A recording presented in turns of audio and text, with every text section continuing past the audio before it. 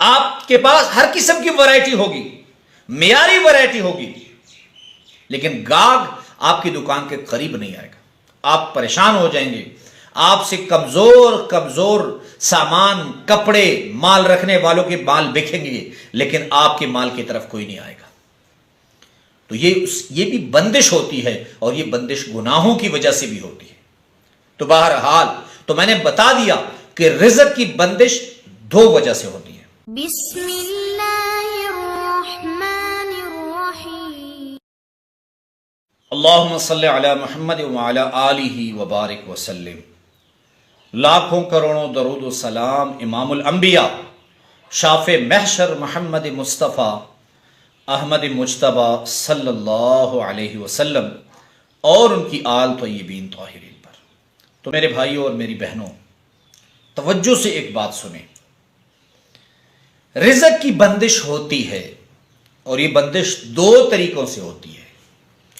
ایک یہ کہ کوئی آپ پہ بندش کرے، کوئی آپ پہ تعویذات کرے، جادو کی ذریعے بندش کرے، کسی حاسد کی نظر بد کی وجہ سے بندش ہو۔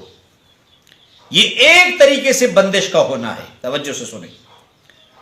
اور دوسری بندش کس وجہ سے ہوتی ہے؟ دوسری بندش جو ہے وہ آپ کے گناہوں کی وجہ سے ہوتی ہے، رزق کی ناقدری کی وجہ سے ہوتی ہے۔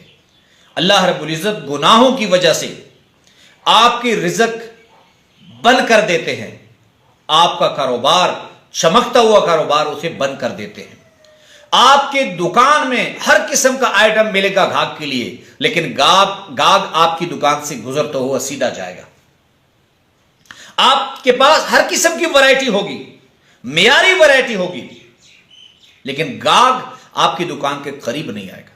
آپ پریشان ہو جائیں گے، آپ سے کمزور سامان، کپڑے، مال رکھنے والوں کے مال بکیں گے، لیکن آپ کے مال کی طرف کوئی نہیں آئے گا۔ تو یہ بھی بندش ہوتی ہے، اور یہ بندش گناہوں کی وجہ سے بھی ہوتی ہے۔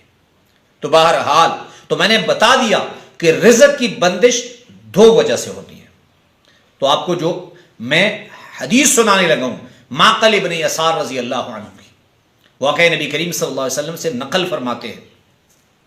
مفہوم حدیث ایسے ہے کہ جو شخص ان مختصر الفاظ کو صبح 3 مرتبہ پڑھ لے اور شام کو 3 مرتبہ پڑھ لے، 70,000 فرشتے اس کے لیے دعا کریں گے، اللہ رب العزت اس کی تمام پریشانیاں ختم فرما دیں گے۔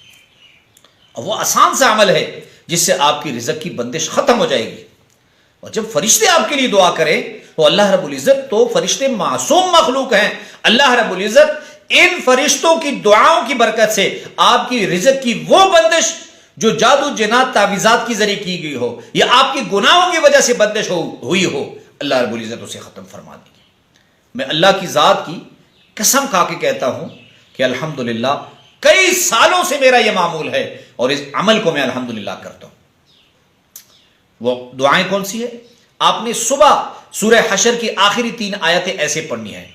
اعوذ باللہ السمیع العلیم من الشیطان الرجیم، بسم اللہ الرحمن الرحیم، هو اللہ الذی لا الہ الا هو عالم الغیب والشہادۃ هو الرحمن الرحیم، هو اللہ الذی لا الہ الا هو الملک القدوس السلام المؤمن المہیمن العزیز الجبار المتکبر، سبحان اللہ عما یشرکون، هو اللہ الخالق البارئ المصور له الاسماء الحسنى یسبح له ما فی السماوات والارض وهو العزیز الحکیم۔ آپ نے اسے صبح کی نماز کے بعد اور شام کی نماز کے بعد، اگر ٹائم ہے تو 3 مرتبہ، اگر 3 مرتبہ نہیں، آپ سمجھتے ہیں کہ میرے لیے آسانی 1 مرتبہ پڑھنے میں ہے، میں اسے 1 مرتبہ پڑھتا ہوں، تو آپ اسے 1 مرتبہ پڑھیں، اللہ رب العزت آپ کی پریشانیاں جو ہے وہ غیب کے خزانوں سے ختم فرما دیں گے۔